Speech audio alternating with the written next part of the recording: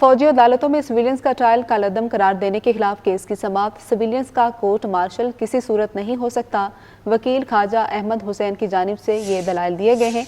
फौजी अदालतों का तरीका शफाफ ट्रायल के तकाज़ों के खिलाफ है। ख्वाजा अहमद हुसैन की जानिब से कहा गया, सुप्रीम कोर्ट के 5 जजेस ने फौजी अदालतों में ट्रायल शफाफ होने से इत्तेफाक नहीं किया है, जिस पर जस्टिस हसन अजहर रिजवी की जानिब से रिमार्क्स आए हैं कि क्या धमाका करने वाले और आम सिविलियंस में कोई फ़र्क नहीं है, जिस पर ख्वाजा अहमद हुसैन की जानिब से ये दलाइल दिए गए कि मैं किसी दहशतगर्द या मुलजिम के दिफा में दलाइल नहीं दे रहा।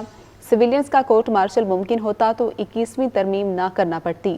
21वीं तरमीम में कुछ जुराइम आर्मी एक्ट में शामिल किए गए थे। और ख्वाजा अहमद हुसैन की जानिब से मजीद दलाइल में कहा गया कि अगर आर्मी एक्ट में तरमीम से कोर्ट मार्शल मुमकिन होता तो आइनी तरमीम ना करना पड़ती। इस तरह कोर्ट मार्शल मुमकिन है तो अदालत को करार देना पड़ेगा। 21वीं तरमीम बिला वजह की गई है। 21वीं तरमीम में आर्टिकल 175 में भी तरमीम की गई है। फौजी अदालतों में फैसले तक जमानत का कोई तस्वुर नहीं है। 15 दिन में फैसले हो जाएं तो जमानत होने ना होने से क्या होगा। जस्टिस हसन अजहर रिजवी के यह हम रिमार्क्स हैं। फौजी अदालतों में अपील किसी आज़ाद फोरम पर जाती है, ना ही मर्जी का वकील मिलता है। ख्वाजा अहमद हुसैन की जानिब से यह दलाइल में कहा गया, क्या मरकजी फैसला दुरुस्त था या नहीं। जस्टिस मोहम्मद अली मजहर, आपने शेख लियाकत हुसैन केस की मिसाल दी थी। जस्टिस हसन अजहर रिजवी के ये रिमार्क्स हैं, जिस पर जस्टिस जमाल मंदोखेल ने कहा कि 21वीं तरमीम में तो सियासी जमात को बाहर रखा गया था। तफसीलात जानेंगे अमानत गुशकोरी से। अमानत बताएगा।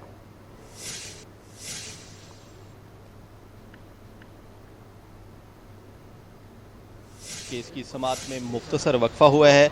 जस्टिस अमीनुद्दीन खान की सरबराही में 7 रुकनी आईनी बेंच केस की समात कर रहे हैं। साबिक चीफ जस्टिस जवाद ख्वाजा के वकील ख्वाजा अहमद हुसैन ने दलाइल दिए हैं और दलाइल में उनका ये कहना था कि सिविलियन का किसी सूरत फौजी अदालतों में ट्रायल नहीं हो सकता।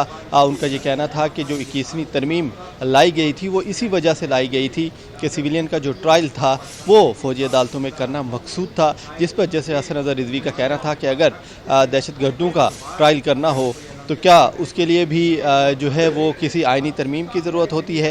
जो आइनी तरमीम थी वो तो इसलिए लाई गई थी कि कुछ जो जराइम थे वो आर्मी एक्ट में नहीं आ रहे थे, इसलिए 21वीं तरमीम लाई गई थी।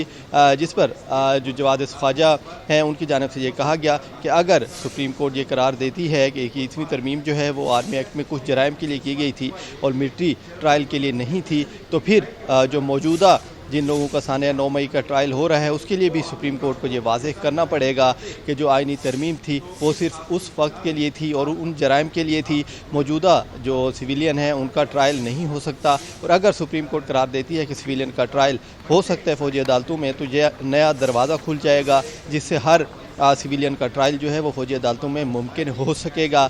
जबकि अदालत की जानिब से ये भी करार दिया गया कि 21वीं तरमीम के वक्त कुछ जो सियासी जमातें थी उनको बाहर रखा गया था, ताहम जो मौजूदा आर्मी एक्ट में तरमीम की गई है वो सियासी जमातों ने की है और उसके अंदर जो जराइम शामिल किए गए हैं वो पार्लियामेंट ने किए हैं। जबकि जवाद ख्वाजा के जो वकील हैं ख्वाजा अहमद हुसैन, उनका ये कहना है कि फ़ौजी अदालतों में सिविलियन का ट्रायल नहीं हो सकता। उन्होंने मुतअद्दिद मुकदमात के हवाले भी दिए हैं, FP अली केस का भी उन्होंने हवाला दिया है और उनकी जानिब से ये कहना था कि सिविलियन का फौजी अदालतों में ट्रायल मुमकिन नहीं है। केस की समात अभी जारी है, मुख्तसर वक्फा हुआ है और 11:30 बजे दोबारा केस की समात का आगाज़ होगा।